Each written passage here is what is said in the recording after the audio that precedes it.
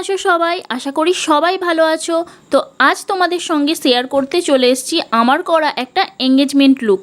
তাহলে চলো ফার্স্টে ব্রাইডের কাছে জেনে নিই আজকে সে কেমন সাজতে চায়। হাই রিঙ্কি, তো আজকে তোমার এঙ্গেজমেন্ট লুক হবে, তো তুমি কেমন কি সাজবে বলো?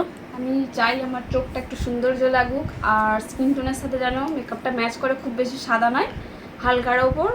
আর বাকিটা তুমি দেখে নিও। তাহলে চলো, ব্রাইডের পছন্দ তো শুনেই ফেললে, এবার ব্রাইডকে আমরা সুন্দর করে সাজিয়ে ফেলি। আর ব্রাইডের হেয়ারটা ছিল ভীষণই লং, তো তোমরা সেটা ভিডিওটা দেখতে পাচ্ছ। আর লং হেয়ার হলে কিন্তু ম্যানেজ করতে আমাদের ভীষণই প্রবলেম হয়। তো সেই লং হেয়ারে আমি ফার্স্টেই স্টার্ট করে দিয়েছিলাম ক্রিম্পিং করতে। আজকের আমার লোকেশান ছিল কিন্তু খুবই কাছে, তাই আমি একদম টাইম মতো ব্রাইডের লোকেশানে পৌঁছে যাই। কিন্তু ব্রাইড আসতে অনেকটাই লেট করে, প্রায় 1 ঘন্টা ওয়েট করার পর ব্রাইড এখানে সাজতে বসে। যেহেতু এটা ছিল একটা এঙ্গেজমেন্ট লুক, তাই এই লুকটা কেমন করব আমি কিন্তু একটু ভেবেই এসেছিলাম। তারপর তো ব্রাইডের রিকোয়ারমেন্ট শুনলামই, তো ব্রাইডের পছন্দ আর আমার যে লুকটা ঠিক করা আছে সেটার অনুযায়ী আমি একটা সুন্দর লুক ক্রিয়েট করার আজকে চেষ্টা করেছি। ওর হেয়ারটা ছিল ভীষণই লং, তো আজকে তো ওপেন হেয়ার ও করবে না বলেছিল, তাই আমি ওর হেয়ারটাকে ভালোভাবে ম্যানেজেবল লুক করে দিয়েছিলাম যাতে ওর সারাদিনে কোনো প্রবলেম না হয়।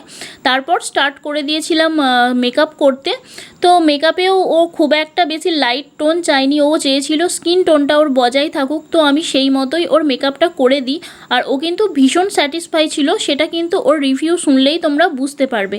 আর আমি যেখানে কাজটা করতে এসেছিলাম এই বাড়িতে কিন্তু আমি আগেও কাজ করে গেছি। এটা আসলে আমারই একটা খুব কাছের বান্ধবীর বাড়ি, আর আমার সেই বান্ধবীকে আমি 1 বছর আগে ওদের বাড়ির একটা অনুষ্ঠানে সাজিয়েছিলাম। তো সেই সাজ পছন্দ হয়েছিল আমার এই বান্ধবীর রিলেটিভের, যার এঙ্গেজমেন্ট লুকটা আমি এখন ক্রিয়েট করছি।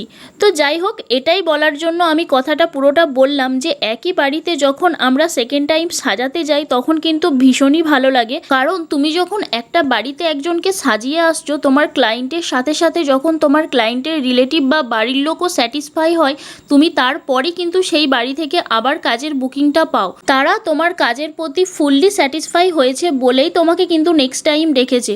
আর কাজ করতে করতে যখন তোমার ক্লায়েন্ট বা ক্লায়েন্টের বাড়ির লোক এসে বারবার বলে আগের বারের কাজটা কিন্তু তোমার ভীষণ ভালো হয়েছিল, কি অনেকক্ষণ লং লাস্টিং করেছিল, কি সবাই অনেক নাম করেছিল, এগুলো কিন্তু শুনতে শুনতে তোমার সেই কাজটাও কিন্তু আরও ভালো হয়ে যায়।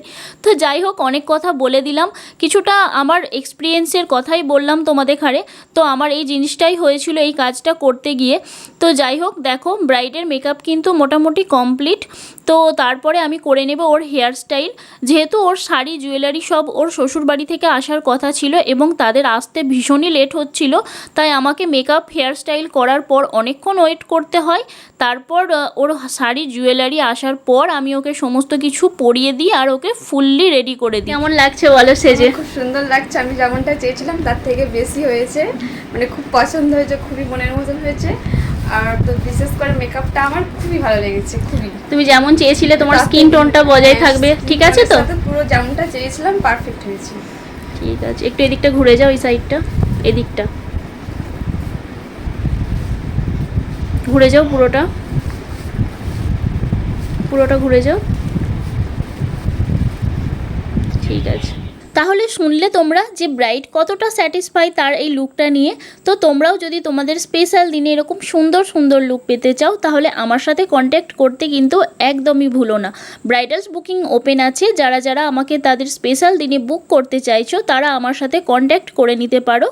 তো চলো, আজকের এই লুকটা তোমাদের কেমন লাগলো অবশ্যই জানিও, আর এই ভিডিওটা ভালো লাগলে অবশ্যই কিন্তু লাইক কমেন্ট শেয়ার করে দিও। তাহলে চলো, আজকের মতো টাটা, সবাই ভালো থেকো, সুস্থ থেকো। আবার তোমাদের সঙ্গে অন্য কোনো ব্রাইডের গল্প নিয়ে অন্য কোনো ভিডিওতে দেখা হবে। টাটা।